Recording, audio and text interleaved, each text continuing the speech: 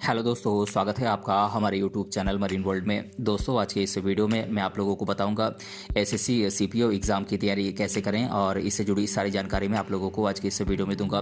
दोस्तों, वीडियो में आगे बढ़ने से पहले मैं आपसे रिक्वेस्ट करना चाहूँगा कि अगर आपने अभी तक इस चैनल को सब्सक्राइब नहीं किया है तो इसे ज़रूर सब्सक्राइब कर लीजिएगा और अगर ये वीडियो अच्छा लगे तो इसे शेयर जरूर कीजिएगा। तो चलिए दोस्तों, इस वीडियो को स्टार्ट करते हैं। दोस्तों, अगर आपकी तमन्ना है कि आपको पुलिस में जॉब मिल जाए तो इसके लिए आपको पूरी तैयारी करनी होगी। साथ ही साथ आपको बता दें कि इस एग्ज़ाम को पास करके आपको दिल्ली पुलिस में काम करने का अवसर मिलता है। इसके अलावा border security force, industrial security force, Indo Tibetan police force, SSB इत्यादि में भी जॉब मिल जाती है।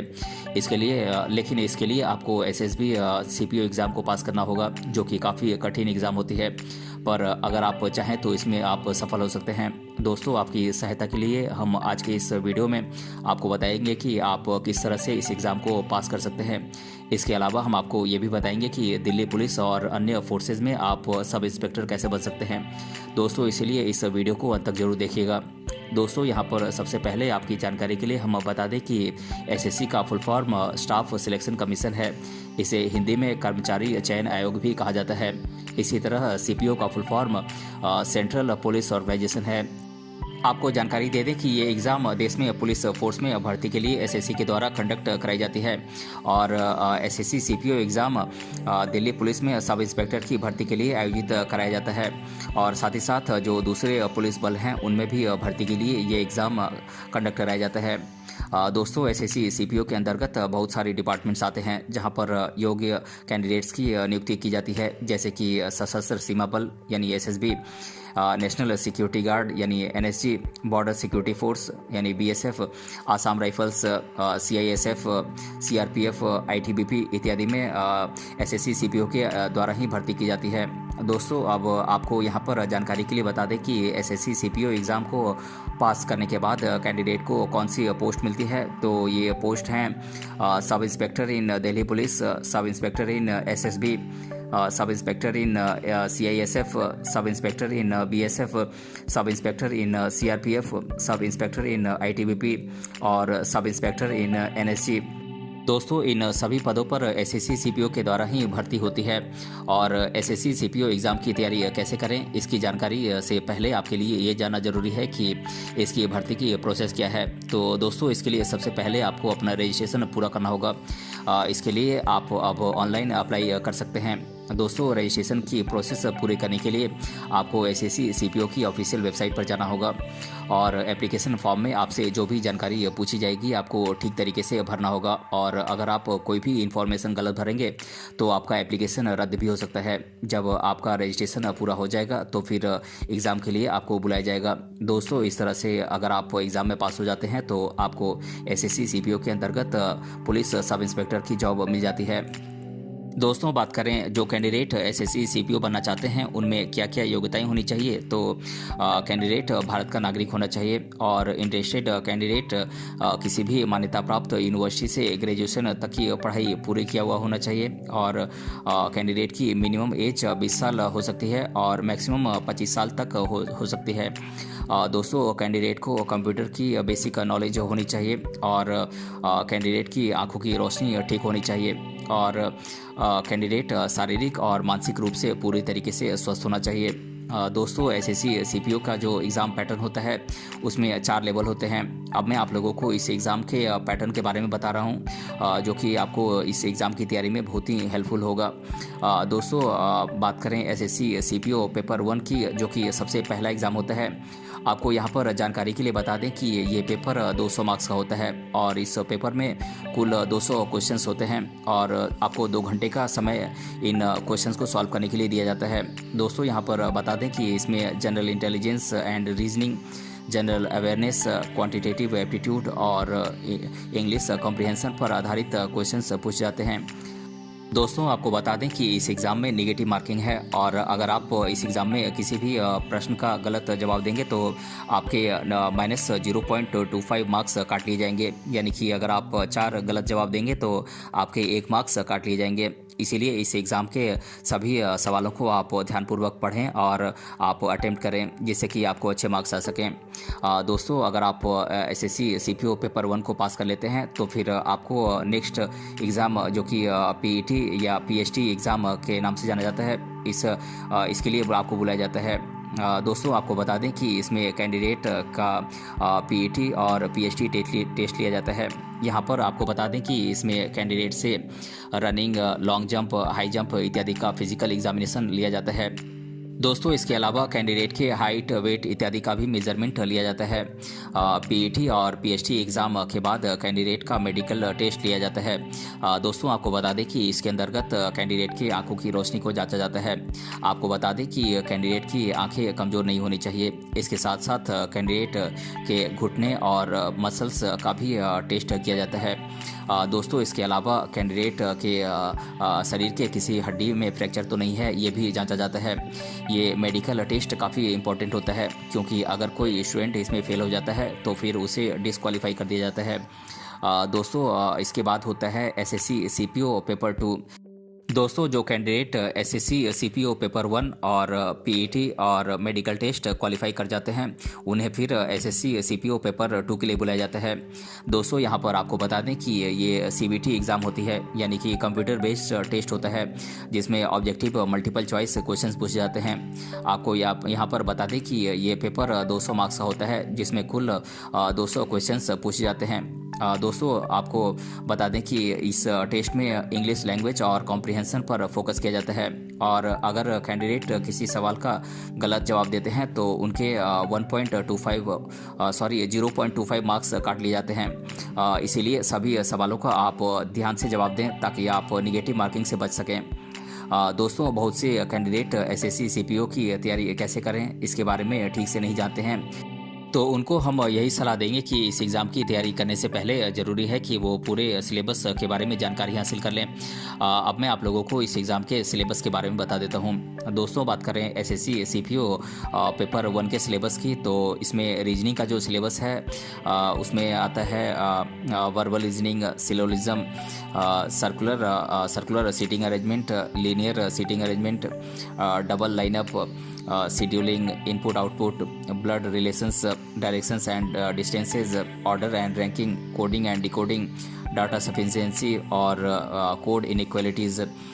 दोस्तों बात करें जनरल नॉलेज के सिलेबस की, तो इसका सिलेबस है current affairs, awards and honours, books and authors, sports, entertainment, obituaries, important dates और साइंटिफिक रिसर्च। दोस्तों बात करें क्वांटिटेटिव एप्टीट्यूड के सिलेबस की, तो इसका सिलेबस है percentage, ratio and percentage, data interpretation, measurement and geometry, quadratic equation, interest, problem of ages, profit and loss, number series, speed, distance and time and work, number system और data sufficiency.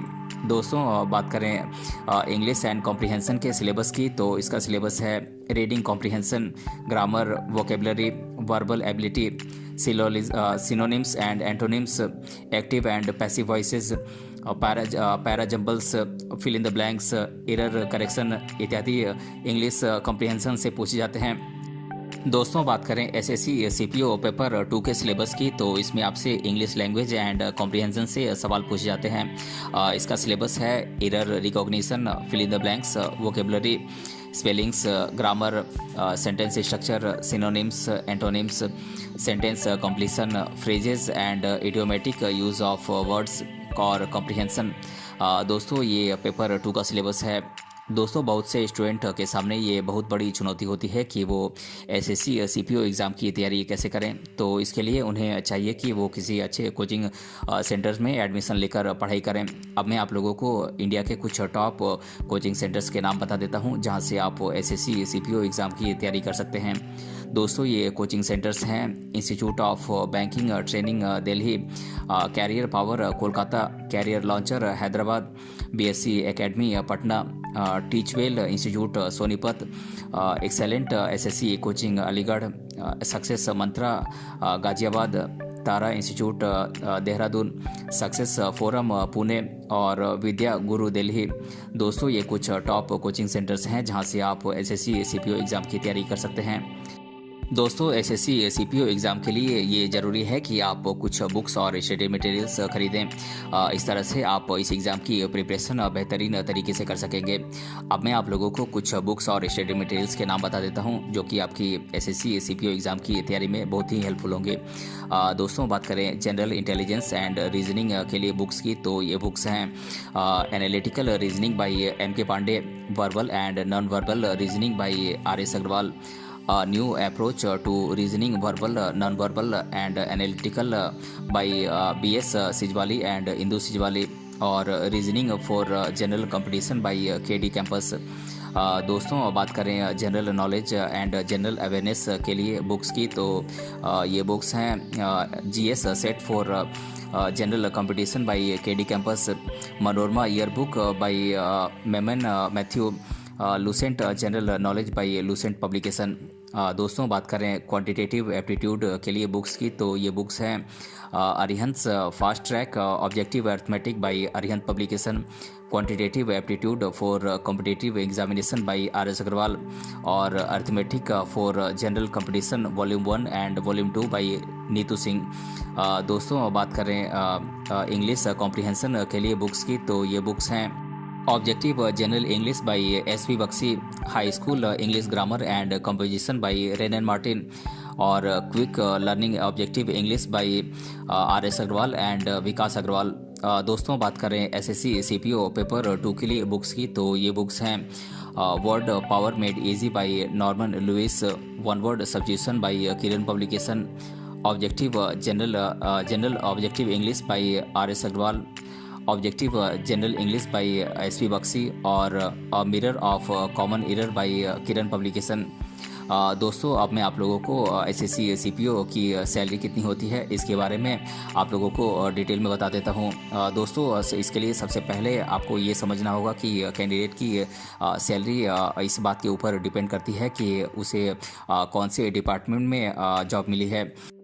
दोस्तों आपको बता दें कि अगर एक average salary की बात की जाए तो कैंडिडेट को हर महीने 35,000 रुपये से लेकर 1 लाख रुपए तक की सैलरी मिलती है। इसके अलावा सरकार उन्हें कुछ अन्य भत्ते भी देती है। दोस्तों अगर आपको ये समझ में नहीं आ रहा है कि SSC CPO एग्ज़ाम की तैयारी कैसे करें, तो इसके लिए मैं आप लोगों को कुछ टिप्स और ट्रिक्स बता देता हूं जिन्हें फॉलो करके आप इस एग्ज़ाम में सफल हो सकते हैं। दोस्तों सबसे पहले आपको चाहिए कि आप SSC CPO एग्ज़ाम के सिलेबस और एग्ज़ाम पैटर्न को बहुत अच्छी तरीके से आप समझ लें। इसके बाद आप सभी इम्पोर्टेंट टॉपिक्स की आप एक लिस्ट बना लें, और साथ ही साथ आप ये भी देखें कि कौन से सब्जेक्ट में आप वीक हैं, तो फिर आप उस सब्जेक्ट में आप ज़्यादा टाइम दें। दोस्तों आप रेगुलरली पढ़ाई करें और हर दिन पढ़ाई करें। और यहाँ पर आपको बता दें कि इस एग्ज़ाम को क्रैक करने के लिए आपको टाइम मैनेजमेंट की टेक्निक अपनानी होगी, और हर टॉपिक को आप अच्छी तरीके से समझकर पढ़ाई करें, और जब सारे टॉपिक्स कवर हो जाएं तो फिर उनको आप रिवाइज करें। दोस्तों प्रीवियस ईयर के क्वेश्चन पेपर को आप सॉल्व करने की कोशिश करें, और ज़्यादा से ज़्यादा मॉक टेस्ट आप सॉल्व करें, और इससे आपकी स्पीड और एक्यूरेसी इम्प्रूव होगी। दोस्तों आप ध्यान रखें कि हर टॉपिक का आपको बेसिक कॉन्सेप्ट क्लियर होना चाहिए। तो दोस्तों आज के इस वीडियो में हमने जाना SSC CPO एग्ज़ाम की तैयारी कैसे करें, और इसके बारे में मैंने आप लोगों को आज के इस वीडियो में डिटेल से बताया है। अगर ये वीडियो आपको पसंद आया है तो अपने फ्रेंड्स तक इसे ज़रूर शेयर करें, और हमें कमेंट बॉक्स में कमेंट करके बताएं कि ये वीडियो आपको कैसा लगा। मिलते हैं अगले वीडियो में किसी अन्य टॉपिक के साथ, तब तक के लिए धन्यवाद।